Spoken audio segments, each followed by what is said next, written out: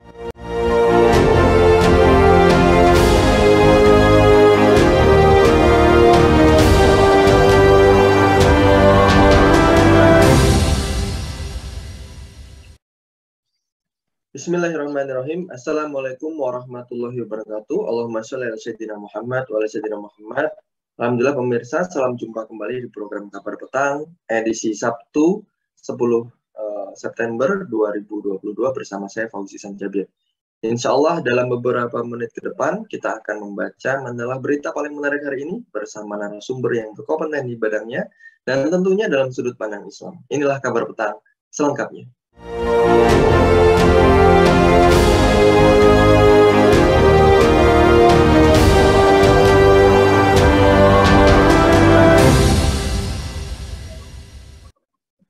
Menteri Keuangan Sri Mulyani Indrawati menjelaskan bahwa subsidi yang disediakan APBN tahun 2022 dalam Perpres 98 di mana pemerintah sudah menaikkan 3 kali lipat adalah dalam bentuk kenaikan subsidi BBM dan LPG dari tadinya hanya 77,5 triliun ke 149,4 triliun.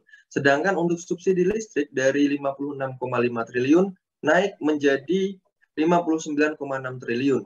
Dan kompensasi BBM dari 18,5 triliun menjadi 252,5 triliun.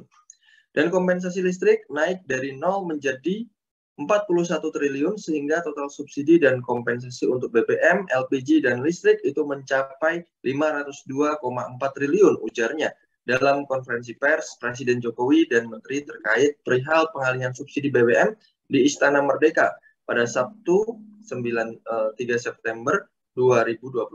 Sri Mulyani melanjutkan angka 502,4 triliun dihitung berdasarkan rata-rata ICP yang bisa mencapai 105 US dollar per barel dengan kurs 14.700 per dolar Amerika Serikat dan volume pertalite yang diperkirakan mencapai 29 juta kiloliter, sedangkan volume solar bersubsidi adalah 17,44 juta kiloliter. Pertanyaannya, betulkah pemerintah memberi subsidi BBM 502 triliun dan juga apakah realitas semua produksi dari dalam negeri ada subsidi dan juga apa hakikat subsidi dalam Islam? Untuk membahasnya, kami terhubung dengan Ketua Hilmi, Bung Julian Sigit. Assalamualaikum warahmatullahi wabarakatuh. Bung Julian. Waalaikumsalam warahmatullahi wabarakatuh. Alhamdulillah sehat, Bung Julian. Alhamdulillah, mantap. Alhamdulillah. Bung Julian, pada Sabtu 3 September 2022 kemarin, itu hari yang cukup mengejutkan bagi sebagian besar rakyat Indonesia. Lantaran apa pemerintah mengumumkan terkait kenaikan harga BBM, jenis Pertalite, Solar, dan Pertamax, dengan persentase penyesuaian harga berkisar 16% sampai 32%. Menurut Bung Julian, bagaimana tanggapan Anda terkait kebijakan kenaikan BBM ini, Bung Julian? Baik, sebelumnya kan kalau kita melihat fakta atau pemberitaan yang sebelum adanya kenaikan itu Presiden Republik Indonesia ini, Jokowi itu sudah menyampaikan jauh-jauh hari bahwa menurutnya ini sampai akhir tahun tidak ada kenaikan. Maka mendengar pemberitaan itu kan masyarakat mulai merasa lega gitu ya. Ternyata tak ada hujan, tak ada angin ya. Di siang bolong pada hari Sabtu, tepatnya siang, itu pemerintah kemudian menaikkan harga BBM dan kenaikannya sangat signifikan ya saya kira. Nah, melihat fenomena tersebut, maka kalau kita melihat ini kan hampir seluruh masyarakat Indonesia kena prank ya. Alih-alih sebelumnya nggak ada kenaikan sampai akhir tahun, ternyata minggu kemarin, Sabtu kemarin itu kenaikan yang cukup signifikan. Nah, maka kalau kita melihat fakta-fakta tersebut, terutama data-data yang disampaikan oleh pemerintah, ini perlu untuk kita kritisi gitu. Ya, karena sejauh ini kalau kita melihat klaim bahwa subsidi sekitar 502 triliun, kalau kita buka lebih jauh, lebih detail, ternyata data untuk subsidinya itu tidak 502 triliun ya. Itu poin yang harus kita garis bawahi. Tetapi juga dengan kompensasi. Nah, berdasarkan data yang saya miliki, ini berdasarkan laporan keuangan per 31 Juli ya, 2 bulan yang lalu, total yang sudah penggunaan subsidi untuk BBM itu di kisaran 88 triliun ya. Itu kan jumlahnya sangat sedikit bila dibandingkan dengan klaim pemerintah ya. Nah, ini kan perlunya kita mengkritisi data-data tersebut. Saya khawatir data-data ini kemudian di blow up, angka-angka ini blow up sebagai justifikasi untuk anggaran-anggaran yang lain. Nah, ini Bang Pauji. Ya, baik, Bung Julian, terkait dengan hal tersebut, ini juga pemerintah yang tadi mengklaim kenaikan harga minyak mentah dunia telah membuat anggaran tahun ini tuh tadi yang dibahas naik ya 3 kali lipat ya, dari 152,5 triliun menjadi 502,4 triliun ya. Sehingga menaikkan harga jual BBM adalah opsi yang pamungkas nih. Tadi juga disebutkan ya. Untuk menyelamatkan APBN. Nah, ini betulkah angka-angka tadi yang menurut Bung Julian disebutkan? Kalau kita melihat, pertama asumsi makro yang digunakan oleh pemerintah dalam penetapan subsidi itu angka yang dialokasikannya itu di angka sekitar 105 US dollar per barel. Sementara hari ini harganya itu, harga minyak mentahnya itu yaitu di kisaran di bawah 100. Artinya sebetulnya angka-angka tersebut itu tidak signifikan dan tidak relevan gitu. Ya, digunakan sebagai justifikasi. Logikanya pertama angkanya tersebut jauh dari angka yang diasumsikan oleh pemerintah. Kecuali kalau misalkan pemerintah mengasumsikan bahwa kenaikannya itu harga minyak mentahnya itu di atas 105 US dollar per barel, mungkin kita akan ada semacam pembenaran. Tetapi hari ini kan minyak mentah dunia itu mengalami penurunan. Makanya tidak heran beberapa waktu yang lalu perusahaan BBM milik swasta ketika pemerintah menaikkan justru ada perusahaannya itu yang dia itu menurunkan harganya itu. Nah, bahkan lucunya lagi ada perusahaan yang dia itu tidak disubsidi itu harganya lebih murah dibandingkan dengan yang disubsidi. Nah, ini kan menjadi pertanyaan-pertanyaan publik ya. Kenapa itu bisa terjadi? Nah, ini khawatir kita khawatirkan bahwa ini ada semacam justifikasi anggaran gitu, pembenaran anggaran untuk jadikan bancakan politik. Nah, ini kita khawatirkan itu. Jadi angka-angka seperti itu perlu untuk kita klarifikasi dan kritisi karena menurut laporan data yang kita miliki ini angkanya tidak sebesar itu ya. Itu Bung. Baik, Bung Julian, ada juga terkait dengan kabar nomenklatur kompensasi BBM yang tidak tercantum dalam Perpres 98/2022. Dalam Perpres tersebut ini juga dijelaskan tercantum perihal subsidi BBM senilai 14,57 triliun. Namun banyak nih sejumlah pengamat ini berpendapat tidak menemukan kompensasi BBM tersebut yang selama ini dibayarkan kepada Pertamina untuk membayar kelebihan harga Pertalite. Ini apakah ada indikasi nih kebohongan pemerintah soal subsidi BBM ini, Bung Julian? Nah, ini poin yang memang perlu untuk kita kritisi itu. Salah satunya tadi, ya. Jadi ada penggelembungan angka, diduga kuat dari penggelembungan angka yang memang ini menjadi kekhawatiran kita itu ada bancakan uangnya itu, dana anggaran itu. Maka dari itu sebetulnya poin-poin yang tadi kita klarifikasi 502 triliun itu ternyata real di lapangannya tidak demikian perhitungannya itu. Bahkan kan menurut Menteri Keuangan dari angka 502 triliun itu bisa mengalami pembengkakan di angka 600 triliun lebih gitu. Nah, sementara kalau kita melihat berdasarkan data-data tadi, misalkan ada beberapa pos-pos anggaran yang sebelumnya tidak ada. Pertanyaannya itu kan lalu kenapa bisa muncul langsung ada dan itu digunakan untuk apa? Kita khawatir yang sudah-sudah, misalkan anggaran untuk bansos COVID saja itu mengalami penggelembungan atau korupsi ujung-ujungnya. Nah, kita khawatirkan ini juga sama seperti itu ya. Jadi Apalagi kalau kita melihat kita saat ini mendekati tahun pemilu, ya. Nah, yang kita khawatirkan justru anggaran-anggaran seperti ini digunakan sebagai bancakan politik atau memang penggunaan untuk alokasi infrastruktur yang saat ini banyak yang mangkrak, mulai dari kereta cepat, kemudian juga ibu kota negara. Nah, itu yang kita khawatirkan itu. Seolah-olah menjadikan rakyat sebagai justifikasi bahwa ini adalah subsidi. Padahal realitasnya itu tidak demikian. Nah, ini Bang, yang memang perlu untuk kita kritisi itu. Makanya kita terus kawal itu, ya. Baik, Bung Julian.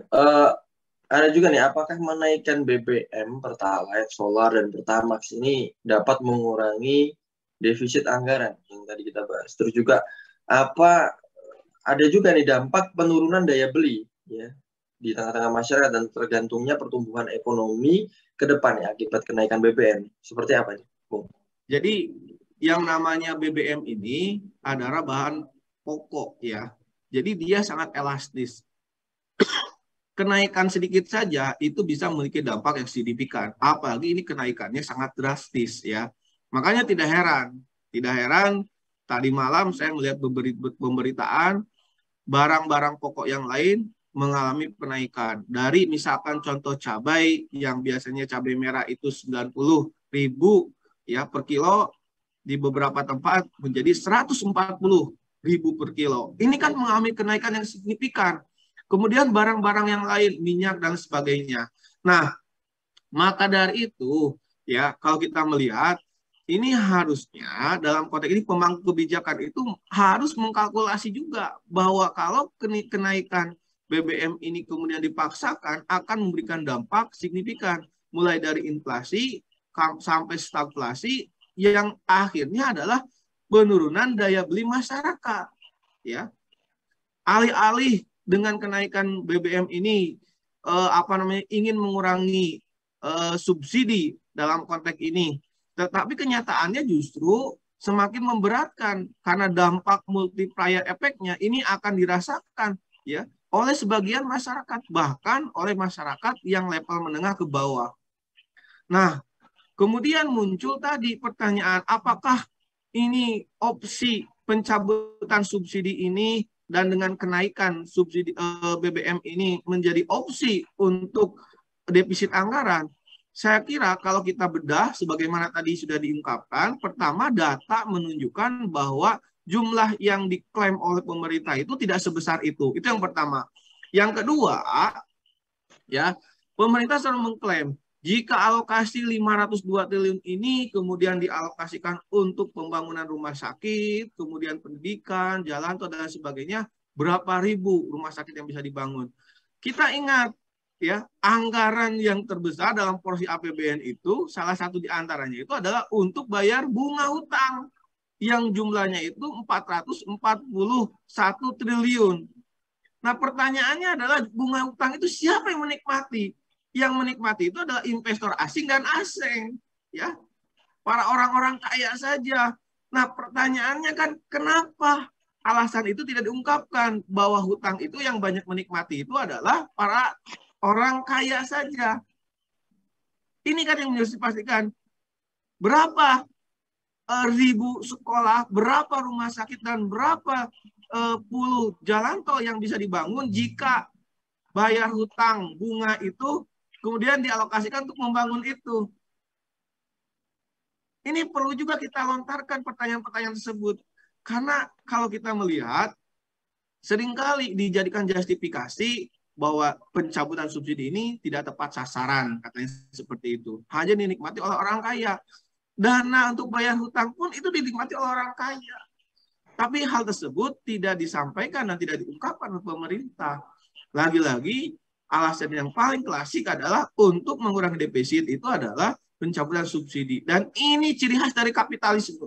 Ya, ini ciri khas dari sistem ekonomi liberal yang mereka itu anti terhadap campur tangan pemerintah untuk mensejahterakan masyarakatnya. Ini ciri khasnya itu, Bang. Seperti itu, Bang. Bung Julian, berarti menurut Bung Julian, apakah alasan pemerintah itu untuk menaikkan harga BBM ini tidak kuat dan juga tidak berdasarkan fakta ini, Bung? ya kalau kita melihat dari angka-angka yang dipublikasikan, saya kira ini terlalu berlebih-lebihan ya angka-angka tersebut itu, karena menurut beberapa pakar juga angkanya tidak sefantastis seperti itu. Yang kedua, memang tadi ada semacam anggaran untuk titipan, kemudian ada untuk kompensasi BBM. Padahal kan di klaimnya itu adalah subsidinya itu adalah 502. Ternyata 502 itu bukan pure untuk subsidi ya. Itu harus diluruskan juga menurut saya itu seperti itu. Nah, oleh karena itu maka sekali lagi ini khawatir juga nanti ada kebohongan publik. Makanya kan beberapa pihak untuk mengawal dan menolak untuk mengkritisi kebijakan ini gitu. Karena saya kira ini kebijakan yang sangat berbahaya ya. Saya khawatir seperti itu. Dampak yang dihasilkan dari kebijakan ini bukan basa-basi ya. Apalagi kita sebelumnya sudah dihantam ekonomi masyarakat kita itu atau negara ini dengan pandemi ya, sedang merangkak untuk bangkit, tetapi kemudian diberikan kebijakan yang justru ini bukan memperkuat ekonomi masyarakat, tetapi justru memperlemah. Nah ini yang kita untuk kritisi itu, Bang. Baik, terakhir Bung Julian, apakah langkah pemerintah menaikkan subsidi energi termasuk dalam bahan bakar minyak yang tadi disebutkan ini harus ditolak? Saya kira jelas, ini kebijakan yang zalim ya. Kebijakan zalim. Saya tadi ungkapkan kalau logikanya adalah ini membebani APBN, kemudian ini dinikmati oleh masyarakat yang tidak tepat sasaran atau masyarakat yang sejahtera, masyarakat mampu. Hal yang sama perlu kita pertanyakan dengan alokasi yang sangat besar dalam APBN itu 441 triliun untuk bayar bunga hutangnya saja coba. Dan bunga hutang itu yang bisa menikmati itu adalah hasil penggunaan orang kaya. Kenapa hal tersebut kemudian tidak di stop saja, ya, tidak dibayarkan. Nah, tetapi lagi-lagi ya demi kepentingan segelintir orang, oligarki, akhirnya rakyat yang paling kemudian dikorbankan. Makanya kalau kita melihat, ya ini menarik juga sebetulnya kalau kita komparatifkan dalam perspektif ekonomi Islam ya Bang. Jadi yang namanya subsidi itu kan bisa dalam konteks boleh dan wajib. Kita lihat faktanya terlebih dahulu ya. Karena dalam konteks Islam, hubungan antara penguasa dengan rakyat itu bukan transaksional, penjual dan pembeli, tapi melayani dan dilayani. Ya. Jadi cara pandang memimpin negara itu bukan cara pandangnya sebagai seorang pengusaha mebel yang dia ingin untung, ya, mengelola mebelnya itu. Bukan seperti itu, tetapi cara pandangnya itu seorang pengusaha itu jadi negarawan, ya. Dia harus berpikir secara kreatif. Tadi mengalokasikan dari pilihan-pilihan yang ada. Ya, pilihan-pilihan yang ada itu ada banyak opsi yang bisa dilakukan oleh pemerintah untuk mengurangi defisit.